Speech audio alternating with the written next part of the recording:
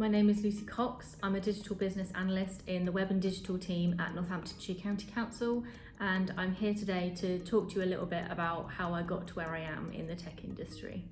So it all started for me when I was doing my GCSEs at secondary school.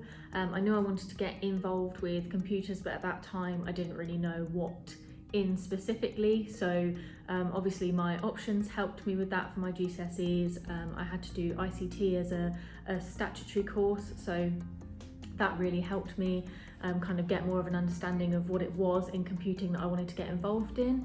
Once I'd finished my GCSEs, I stayed on and did 2 years at sixth form at the same school, and I did the ICT Cambridge Technicals course during those 2 years. It was really interesting for me. I got to, use different elements of the computer, from report writing to design work and animation and that sort of thing. So it kind of helped me test kind of a variety of different skills in computing and helped me get to where I am today. In year 10 at secondary school, we all had to do 2 weeks of work experience. And for my work experience, I had an interview with the web and digital team at Northamptonshire County Council, where I was then accepted, and I worked with a member of their team to mock up some designs for an outdoor learning centre service website. I visited Grendon Outdoor Learning Centre to just get an idea of the service area that I was helping to design a website for, really, and it was so interesting. And I got to take photos. Those photos then ended up going on the website, which was fantastic because when I went back to school and I got to pass this information on, the teachers were really impressed. When I started sixth form, I decided to take IT Cambridge Technicals, product design and theatre studies, with very clear intentions for each of them. So theatre studies, I wanted to do that primarily for the reason of I wanted to build my confidence. I wanted to make sure that if I can get up on a stage and perform something unfamiliar, then I can, go up to somebody in a meeting room or something and speak to them about something that I'm maybe not quite confident on, or have a conversation with someone that I don't really know. Product design, I was just really interested in the whole element of design, whether that was on a computer or in a physical space. It was just a really fun option to take, and I got a lot out of it in terms of user research, understanding what a user needs out of a project or a product, and that's one of the really important things actually that I've been able to then transfer into my working career now. I also had a part-time job when I was in sixth form, so it started off as a pot wash in a local pub, and then that changed to a waitress. I worked there for a couple of years and really enjoyed it, loved meeting new people and using my skills that I'd learnt there, obviously customer service skills, having to speak to people you've never met before, dealing with conflicts if there's a meal that's not quite right or something like that. Really important skills to learn. I would still recommend, going out there, finding a part-time job. Obviously in the current climate, it's difficult, and I really appreciate that and I empathise. So, don't lose faith, don't lose hope that you'll never get to finding that part-time work. Things will come up, you'll find something that you feel comfortable doing. Towards the end of sixth form was when you kind of had to start looking at what you wanted to do after that. And I knew that I didn't want to go to university because I wanted to try something a bit different and kind of break away from that school type environment. So I wanted to start looking at apprenticeships, going down that route, maybe a route of full-time employment to see what that was like, what kind of job offers that I could try and apply for. And that's when I came across the National Apprenticeship Show.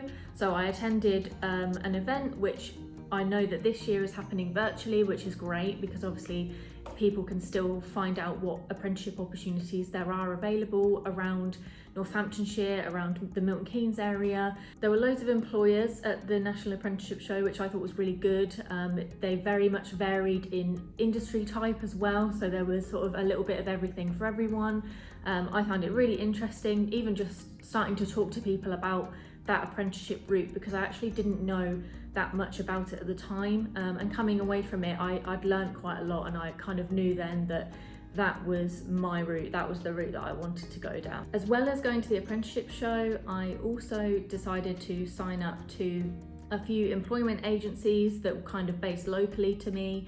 They took into account, my skill set, what I was interested in, and then basically just kept me up to date when anything kind of came on the market, really, of jobs within this digital computing industry that I was interested in. It was really useful for me to sign up to some of these agencies because they helped me identify some of the skills that I didn't know I had. So I definitely recommend that as an extra route if you're looking to go into full-time employment.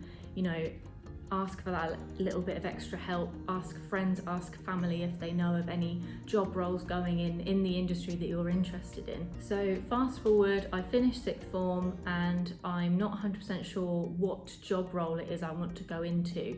And I decided to get in touch with the manager at the time of my work experience, so the manager of the web and digital team, just to find out really what kind of job roles that they had in their team, if they were offering any kind of apprenticeship roles. Luckily at the time, they were actually advertising for a website administrator post, and I thought if I wanted to get into this type of area, I wanted to get into this industry, this might be a good stepping stone into that. So I applied for the job and I'm very grateful to say that I received the job offer.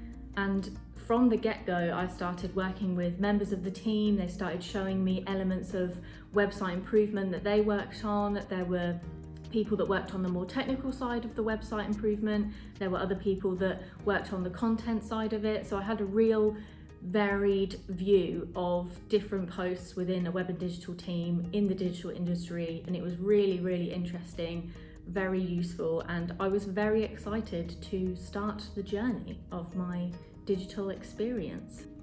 Instantly, I could see that I was taking some of the transferable skills that I had from school, so being able to use things like Microsoft Word, Excel, PowerPoint, all of those things, having the presentation skills that I learned at school, all of those skills I was able to slot straight into my working career, and being able to work on different website projects with members of the team meant that I could meet new people within the county council, and that's one of the best things I think about full-time work or any type of employment, is you're constantly meeting new people. It might sound daunting sometimes when you have to go into a meeting room and there are people that you've never met before, but actually it helps your development skills, I think. I always want to bust a myth about working in an office environment and how people sometimes think that it's just sitting at a desk all day and then that's it. But I really think that working in the digital industry and this technology driven sector, that actually there are so many opportunities, especially around website improvement. Since working here, I've worked on projects where I've had to go to Longtown Outdoor Learning Centre. We visited the Brecon Beacons for a day to kind of get an understanding of the user needs of the users of Longtown Outdoor Learning Centre, to then transfer them into the website to make the website as easy to use for those people as possible. And along with that, again, I got to take photos for the website, which was a great experience, bringing in something that I love and mixing it with obviously a job that I love to do. Another project that I've been involved in is working with Digital Northampton on managing their event Merged Futures 2020. Really exciting project work for me, because events management is obviously something you don't expect to be doing, but it's almost like it's just another area that slots into it so well. When I first started my job, it was quite daunting, obviously, with new faces, a completely different environment, different expectations, so more on-time management. I had to make sure that work I was asked to do was handed in on time, similar to school, but you kind of had to manage that time on your own rather than being told, we need it in on this day. You kind of had to tell them when you were able to get something done by. As part of my professional development, I knew that I wanted to further develop my understanding of a specific area within the organisation, and I had the opportunity to undertake a business analysis apprenticeship. So that's currently what I'm doing now. I'm almost finished. I've got a couple more months left to go until I have my full assessment, and then obviously they then determine whether I've passed. My business analysis apprenticeship is teaching me skills around being analytical of specific information that the service give you, making sure that you're constantly keeping in communication with stakeholders or people that are part of the project. Obviously, with my previous work experience and my part-time work experience, I've already got those communication skills, so it's just making sure that I apply them at the right time. As a business analyst, you have to make sure that you've communicated what the customer wants to the developers, to the people that make the product, so that when it's time to go live with that product, it's translated in the best way possible and it's functioning as the customer expects it to. And although sometimes the terminology used or how they communicate can seem quite dull and boring, it actually doesn't have to be, and you can kind of make it your own. When you hold meetings with the people involved in the project, you can make them as interactive as you possibly can to get everyone involved, and that comes down to things like what I learned in school. When I did theatre studies at sixth form, learning that confidence is key, and it kind of gets you a long way when you're meeting new people and getting these people involved in these meetings. It's really important to remember that. I always think it's really important not to be put off by some of the things that are said around having the experience before you get into a job. I think it's always funny when you see advertisements that say you need to have 5 years of experience, when actually, you're just finishing out of school. You don't have, there's no possible way to have that much experience.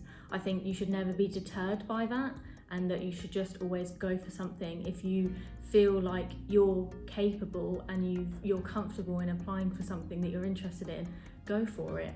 And there are so many roles and apprenticeships out there that are looking for people fresh out of school and fresh out of university that have the knowledge and the new ideas to apply to that sector.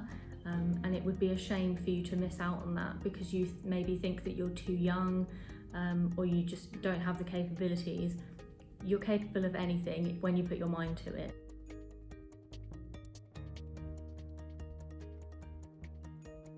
I've thoroughly enjoyed the last 2 years. I definitely say that I've challenged myself, which is always good. I've learned so many new techniques and skills, and I've been able to then apply them to the work that I've been doing for the past 2 years. I feel like having this apprenticeship behind me and sort of proving that I've had the learning, I've got the qualifications, will really help me push forward in my career and kind of take me to where I want to go next. And I hope that this video helps you ask yourself what's next. What is it that you want your career to look like? And there's so many options out there, especially in the technology industry. It's forever growing. New jobs are being created every single day. It's such a great industry and sector to be in. There are so many opportunities, so don't miss out.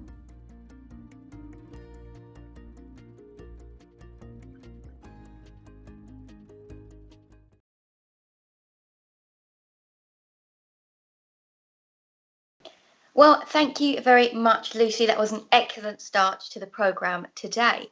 So what I'm going to do is read the questions we've got in the chat box, and if there's any time, maybe I can ask some of mine. So to start off with, we have a question from St James, and it says, what are your favourite aspects of your job? A very good question. The first thing that springs to mind is around meeting new people. I never thought I would say that. If I was, thinking back to my school self, I was quite shy.